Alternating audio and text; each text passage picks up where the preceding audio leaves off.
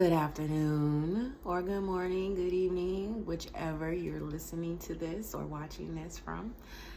Hi. Thank you for joining me for another episode of Lorena with Love. And today we're talking about parenting. Yes.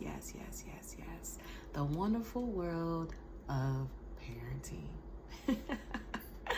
So, for all my mamas, I mean, if there's daddies listening to, hi, or my parents, let's just say that. Though I'm a woman, so I'm going to cater to the woman because I know more about that than on the father side. Feel me? I stay in my lane. But anywho, any parent, how was the first day of school hassle? Oh my goodness. I'm finally in there. Yes. I was so excited.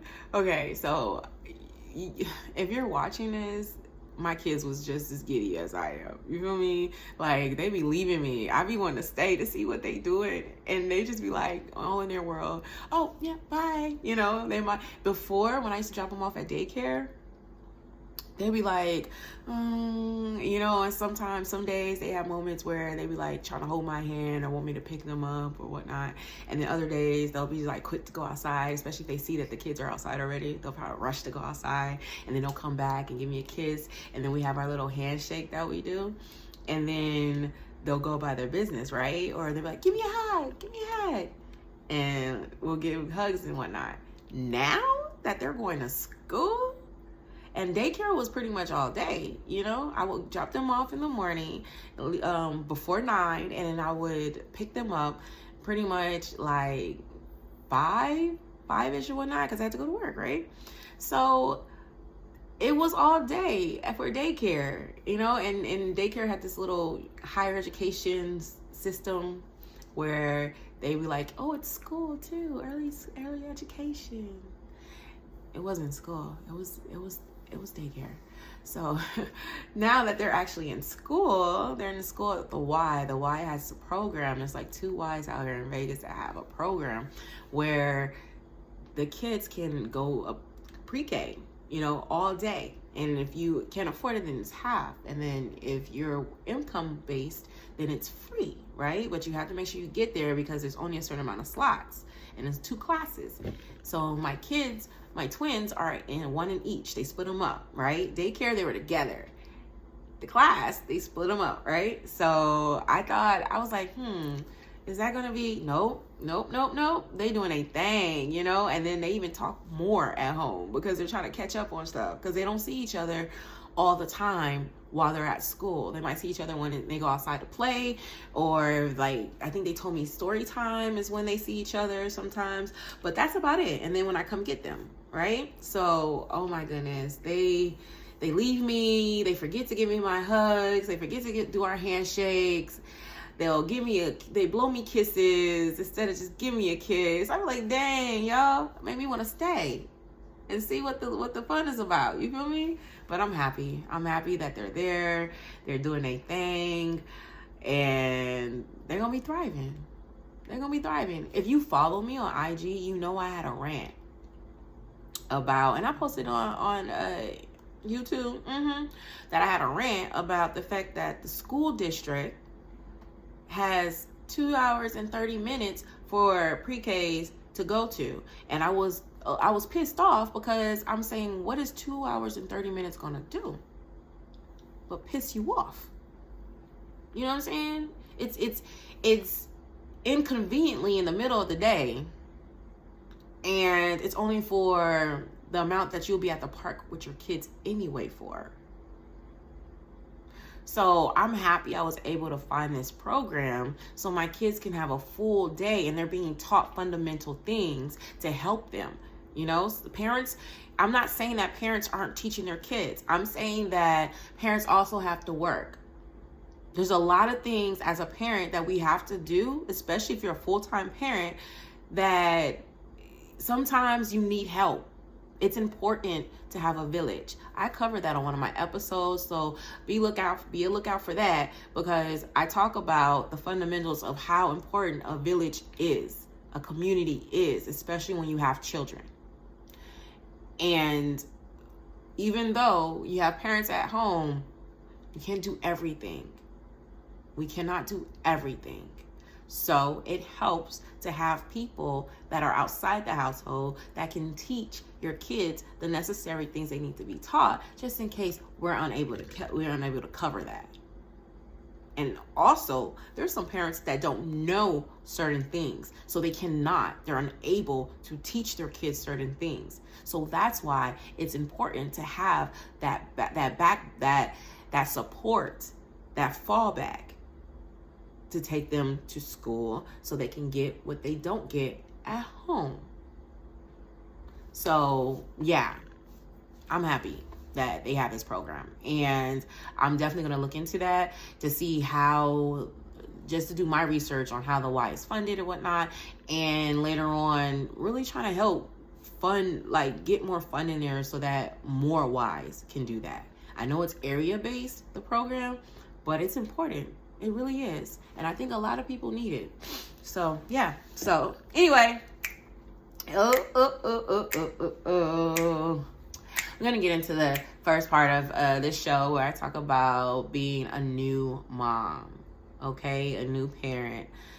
Oh my goodness. How was it for you? Because I don't want to say I was terrified, because I don't think I was. I don't ever remember feeling a terrified bone in my body. I felt confident. I felt pretty confident, and I felt somehow ready, and I was excited.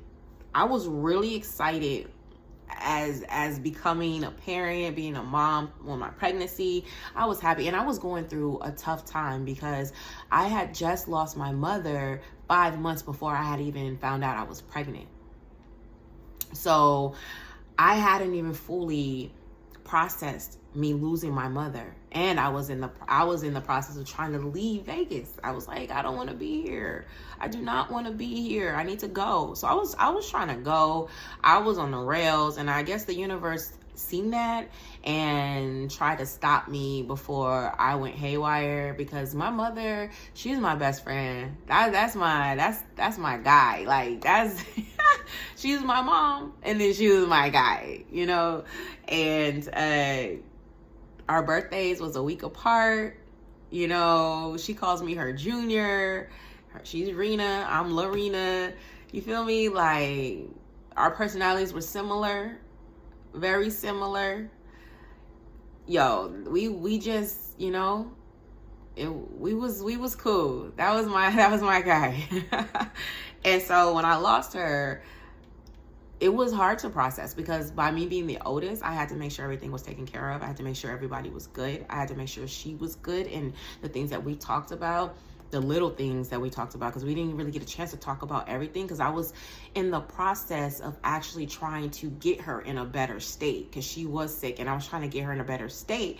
And by me relocating and not having the funds at that time, it was going to take me, I was going through certain hoops. So while I was trying to find employment, that's when she decided to just, say, I'm ready to go home. I'm ready to call it a day with this body, and she went ahead and left. So it was hard. It was hard, because I've always imagined my mom being around when I had kids. Like, I always knew that she was going to be there. I always knew that I was going to have her. So it was nothing. And she kept pushing. Where's my grandbaby? I mean, I'm saying, like, the things that she would go through to try to, like, make sure she was going to get a grandkid. I was just like, Mom, chill. I got you, but chill, So, yeah, when she wasn't there, it kind of baffled me, because I'm like, yo, this doesn't feel right. It don't feel right. And then on top of that, I was having issues. I wasn't in a safe and stable relationship with my soon to be kid's father. And by me losing my mother and then me and my sister, we're sisters, but we weren't as close. So I kind of felt by myself at that moment. And because my mother, she had passed and she was living with my sister at the time, I didn't have really a place to stay. I was staying with her. And we were going to, once I got on my feet, because I was just moving back into the state, once I got on my feet, we were going to move into our own place. I didn't get a chance to do all that. And I had to go to a shelter. The VA helped me find a shelter to stay in. So I'm pregnant in a shelter, and I'm not happy. I am not happy because I started thinking that this is what life is, because when I was younger, we were in a shelter, you know what I'm saying? So I was just like, no, oh my goodness. I'm flipping, freaking out and stuff, and just like trying to remember that I'm pregnant. And then on top of that, it's like I'm trying to hold back my emotions from losing my mom, because I haven't fully cried. I haven't cried because for a long part of the time, probably a couple months, I still feel like my mom was coming back. You know what I'm saying? Like, even after we cremated her, because we donated her body to science, and we then cremated her because she wanted to be cremated. And I just felt like, she's alive. Like, I thought the day that she passed in the hospital, I thought she was like, we closed her into that thing and she's like banging to get out. I was just like, what if I need to go open the door? I watch a lot of movies, so excuse me. But that was the thing. Like, that's how I was feeling. Like, nah, like, I just cremated my mother alive. Like, that's how I was feeling. So I didn't fully accept the fact that my mother was gone. So it was tough. So I wasn't going through those moments of I didn't cry. I didn't cry fully, and I wasn't going through those moments of just like breaking down. It was just spats, like sprinkles. Like how it would drizzle when it rains and then it stop. That's how that emotion would come in and out. And I had to control it because I didn't want it to affect the babies. So it was tough. It was tough. Then fast forward, I get a place, I get a car. I'm like ready. I'm ready for them, right? I'm planning on having a home birth. I go and I get a midwife. I was like, oh, I might want a doula. You know what I'm saying? I'm about to breastfeed. I'm this natural woman. I don't want no drugs. I'm good. I'm doing it in the water at home like it's meant to be, squatted. No, it did not happen that way. And I was so devastated. And I had to just be like, you know what? As long as they're healthy, you feel me? Like, as long as they're healthy and they come out good, that's all that had mattered. So I had a midwife. The midwife knew a doctor that she had used for high-risk pregnancies, because mine was a high-risk pregnancies. Twins are, and I didn't only just have twins, I had identical twins. I was sharing the placenta. So I had to, more likely, I couldn't have them at home, they told me. They said because of the fact that they're sharing, if you cut one umbilical cord, the other one's going to lose oxygen. So you want to be able to be in a place where they can actually have emergency medical help there so that you can save the kid. And I was just like, I wanted to fight, but then the logic was like, nah, it's not even necessary. So I was like, okay. So I was like, okay, I'm going to have it in a hospital, but can we have the lights low? And can we have this? You know, I'm like trying to adjust it. And then I find out probably like a month before it's due, like, no. Maybe like 3 months before my kids are supposed to be due, I find out that Jaden, one of my twins, she wasn't getting bigger. And she was pretty much the runt of the two. She was the smallest. From birth and everything. Now she had caught up and all that stuff. I can't even tell who was smaller. But when at birth in my stomach, she was the smallest and she wasn't grown anymore. So then they're like, okay, gotta be a C-section. I'm like, damn, son, like, really? I was trying to avoid all that. And so then I'm like, okay, whatever. So they have a date set. Then we go by, we check to see if she stopped growing anymore, like is she getting smaller or is she staying, like we're checking, right? So now Justice she stops growing. So they're like, yep, we got to get them out. We got to get them out. Emergency C-section. Boom. I'm like, oh my goodness. So it's all planned. I'm already not having the pregnancy that I wanted. You feel me? I'm just like, now it's just like to make sure they get out. Okay. And I'm like, okay, cool. Let's go. It's set. I tell people, my sister's the only one that shows up to the hospital. It's a C-section. It's an emergency too. So it has to be planned. The doctor has to be there to cut you open. And yeah, no one was there. So that was also something, because I knew if my mother was there, she would have been there. If my mother was alive, she would have been there along with my sister. And then I forgot to mention that a month before my C-section, my planned C-section, my dad dies. So it's a year later for my mother. And then I see my dad a week before he died. I saw him a week. I went out to see him. He was able to see me pregnant.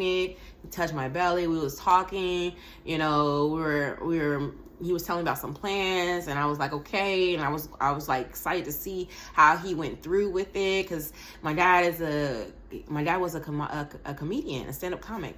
And he was really like itching to go back because that's what he loves. He's really good at it. It's just times was changing, and you know, he was concerned about not being able to do it, and just trying to find his footing in it all again, because he had ended doing clean comedy, you know. And I was talking to him about, you know, having a team. He just wasn't from the moment where he felt like people should be writing his jokes. And I'm like, it's not about who writes them. I said, it's about how you deliver it. That's how it becomes your joke. It's how you deliver it. And, you know, I'm you know, giving him a talk and whatnot. And I was excited. I was excited for him to see his granddaughters. And I go home, and a week later I get a call. He gone. So if my dad was alive, he would have been at the hospital. So I'm just like feeling all these emotions, but trying to control everything because I want my kids to have a good birth. I don't want anything to alter and whatnot, you know. So I'm there on the table with all this like pressure because my stomach is like heavy, you know, and I never laid on my back since I've gotten big. It's just like, oh my goodness, I felt like I was about to suffocate, and then eventually pull out the baby is like relief. Oh, you know. So after having them, it was hard. The first week no one tells you to, like in the hospital, you have the nurses waking you up all the time, right?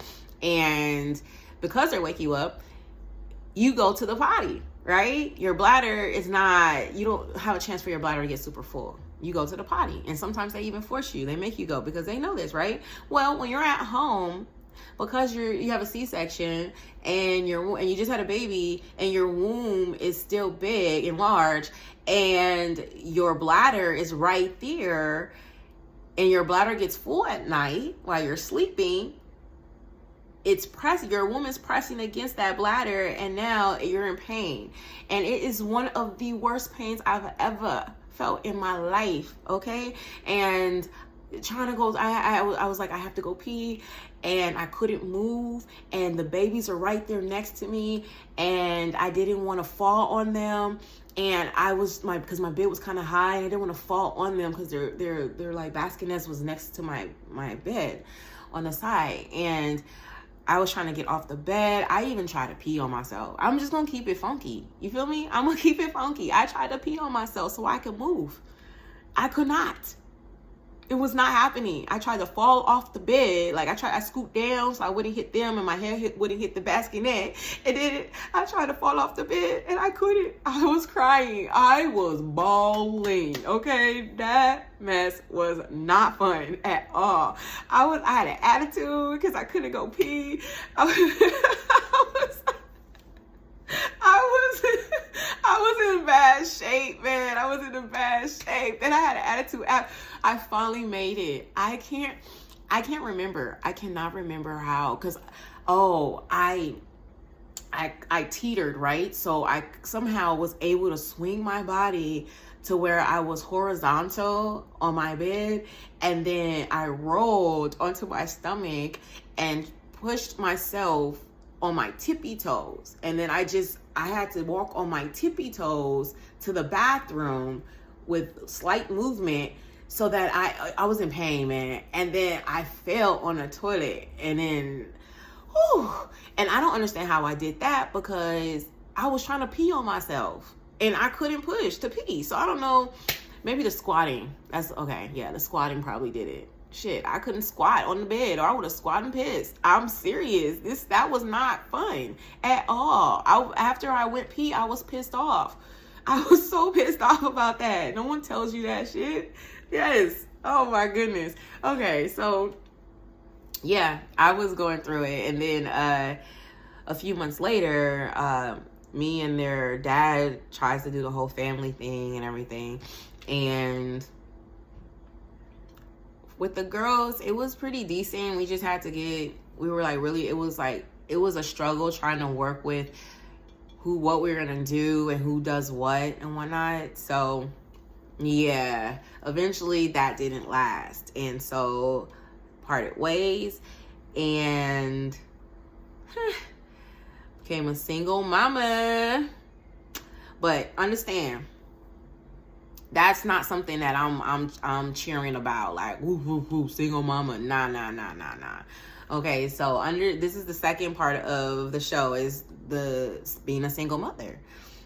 And being a single mom is something that I had to do in order to have my sanity and for my health.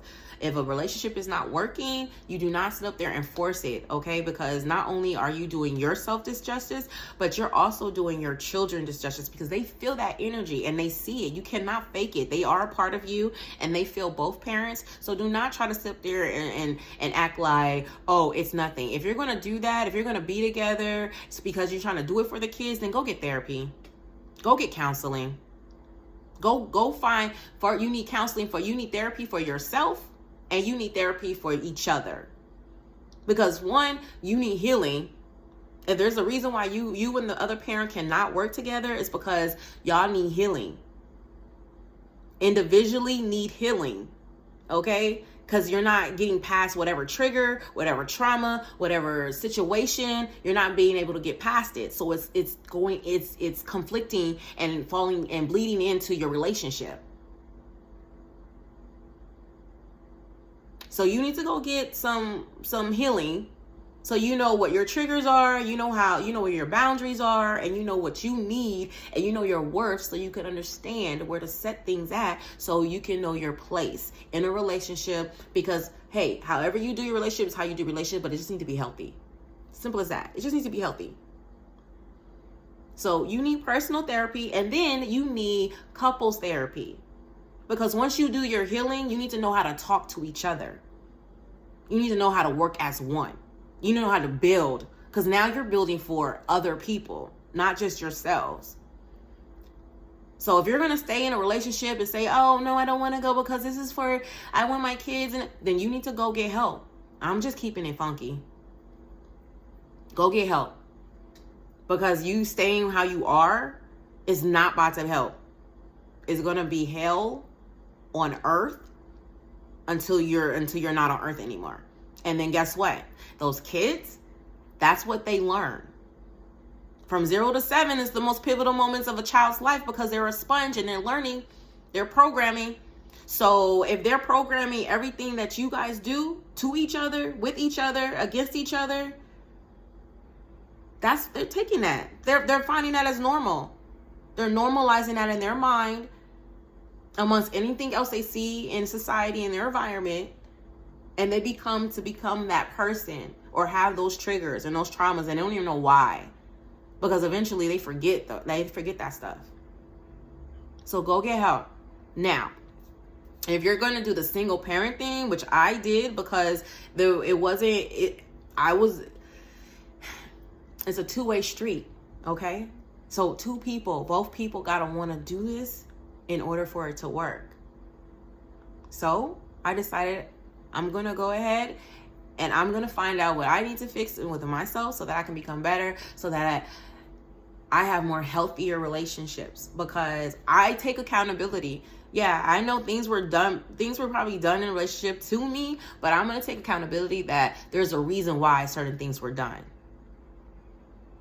We attract energy, okay? We attract energy, and I took accountability. I learned how to see it and accept it, and I did so. And that's where I'm at. Single mama, learning how to do this. But I was not trying to be a single mother. I was not. I was getting books. I was getting, I went to therapy. I paid money, like some money for therapy, hypnotherapy. You know what I'm saying? Like, I was trying to get it right so it could work, okay? Because I was not trying to be a single mother. I watched my mother because at the time my mom became a single mother, I was 15 years old.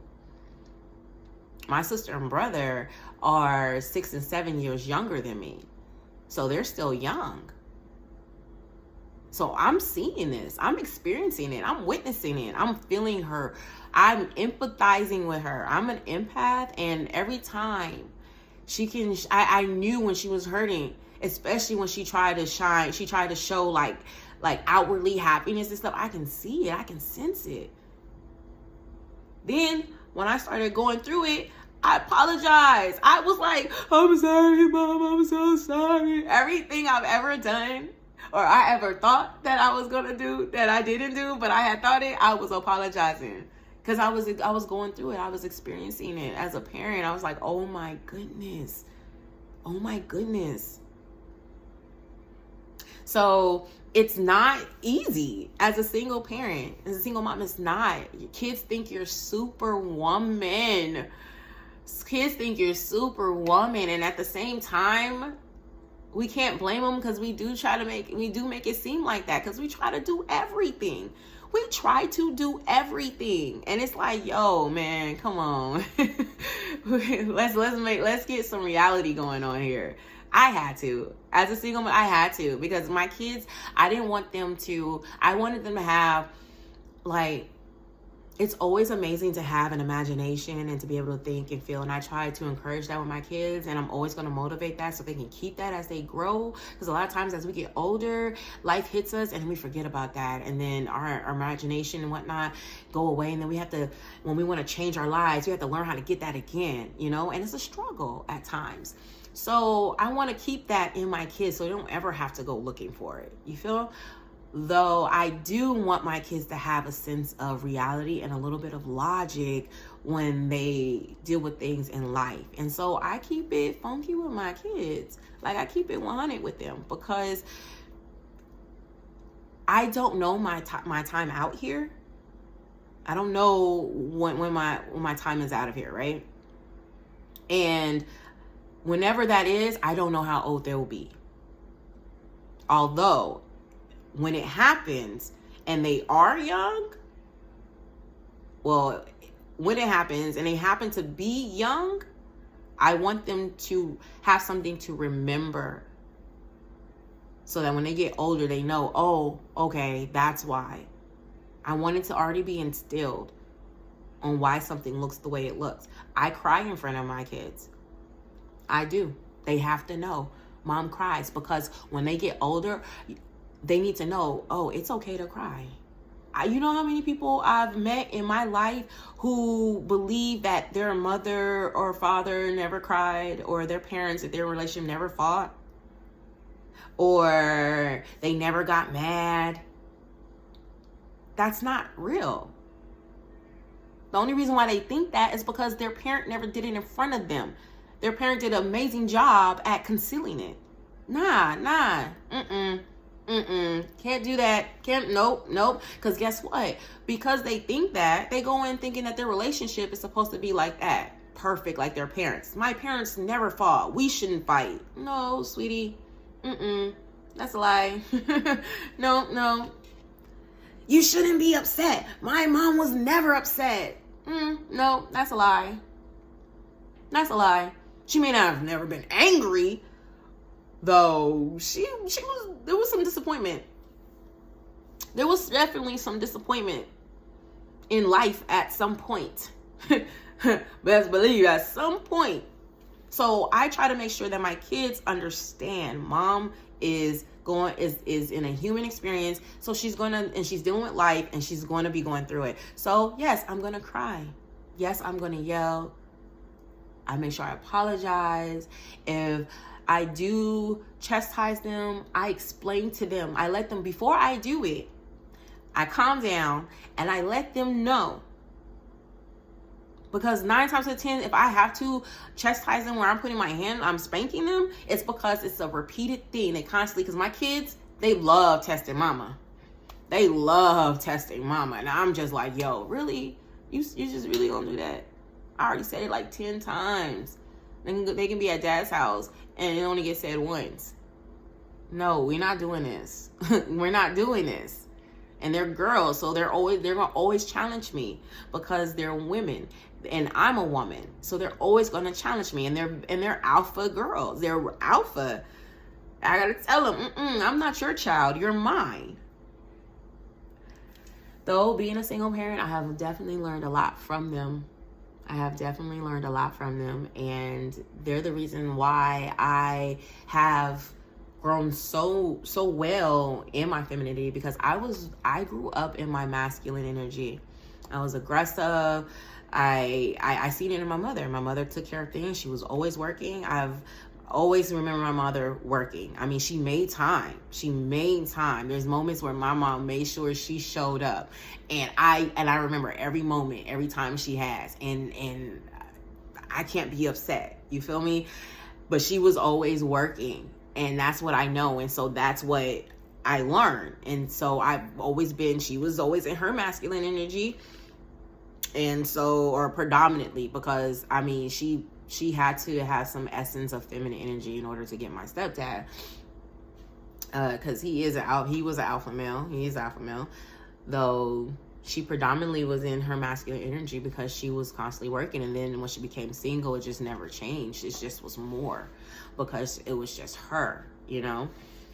And that's what I'm used to. So I have multiple jobs and I'm constantly going, I'm moving, and I was always on the go and running, and I'm constantly trying to provide, not knowing that providing is not a feminine nature. So I'm not used to receiving when it comes to a lot of things. When it comes to a man giving to me, providing for me, I'm not used to. I have not really experienced that in my life, right? So I want to be able to teach that to my daughters, and because of them being very feminine, they have moments where that are aggressive, but man, they will put on heels in a second. They be doing this and stuff. I'm like, I was never like that. I played basketball. I played with G.I. Joes. I didn't have a Barbie until my sister was born. That was 6 years down the line, you know? So I'm basketball, skateboard, you know, I'm playing with boys. My girls, there's the one long hair and stuff and whatnot. I'm like, wow. So I'm learning so much from them, and they're providing me that safe space to do that. So that's one thing as a single mother I definitely enjoy, right? And then we'll have stories to talk about when they get older. But there's one thing I do make sure that I am safe about, and that's definitely dating as a mom, a single mom dating. Oh my goodness. Oh my goodness. Okay, so I did dabble, you know, I try to dibble and dabble in the dating world. It's extremely different from when I was younger. It's a totally different thing. And then okay, so what I'm trying to do is figure out the error, like right before me, like when I was in high school, that group right before me, where did they go? Did they evolve like a little bit? Like, shouldn't they be like there? So hey, you feel me? Because I'm like stuck in the middle of like the older ones that and then the younger ones that I don't know. I don't know how to explain that.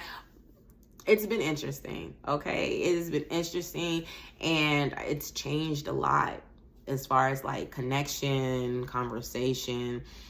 I used to want to speak on the phone with a guy. I used to want to talk on the phone with a guy, and now I don't have that urge. I don't have that. No one is giving me that desire to actually have those conversations, to be on the phone, you know? So I have no problem that if I'm busy, my girls are taking up my time, that it's okay. I'm a mom. I don't have a problem. Gotta go. So dating has been really interesting, and a few times I have decided to just fall back. I just fall back. Like, I'll have moments where I'll meet someone and then it just doesn't go the way I feel like it should, or the way that I'm wanting it to go. And so then I just fall back. I'm like, nah, this is it. I'm good. I'll stumble upon it later on. Let me just focus on me. I just leave it at that. You know, sex is not as entertaining. You gotta have quiet sex. So I'm known, I like making noise, you know, and I have to have quiet sex, which I know probably takes down the energy too, because it's like, am I doing anything? I'm like, well, I could be letting you know, but I gotta be quiet, and then you gotta go. No, but I'm really cautious about the people that I bring in my house, just because my girls are so open and they're so loving and friendly, and they're like, hi, and they hug and stuff. And then they have those times where they want to be like Debo, looking at people like, who are you, you know? But they're pretty good. I just try to make sure that they stay safe, because they are girls and this world is yucky. This world is wacko. So I try to make sure that I keep them safe at all costs. Like, I ask them questions. You know what I'm saying? No one goes near them really. So it's just like, I don't play. I've watched too many movies. I've heard too many stories. I've experienced things. I'm good. No. Nobody needs to go to jail. I certainly don't. You feel? Oh my goodness. So that has been my jest in parenting. You know, I've only made it to about 4 years.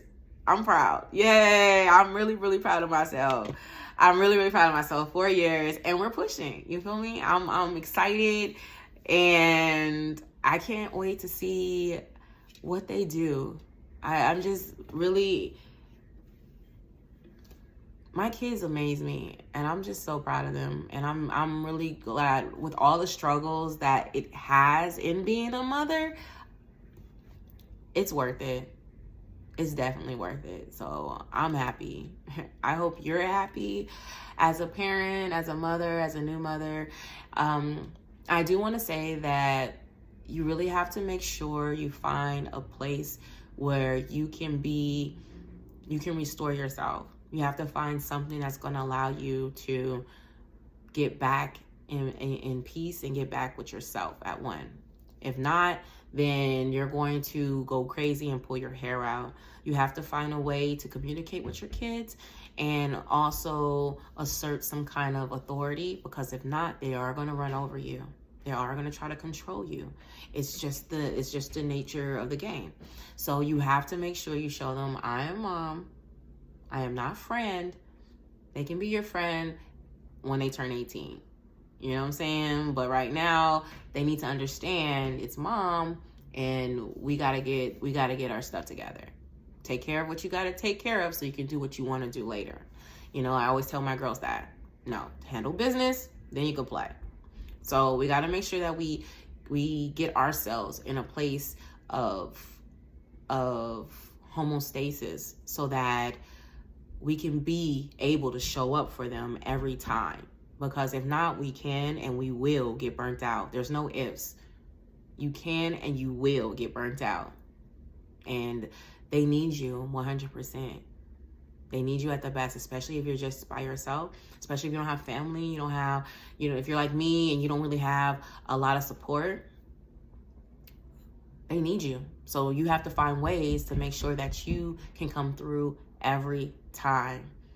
So you have to find a way to make sure mommy gets mommy time so that mommy can thrive for babies. I hope you enjoyed today's episode. I really do. It was fun and I enjoyed it. I love talking about my girls. And I just love being able to connect and giving people something that they can use, you know.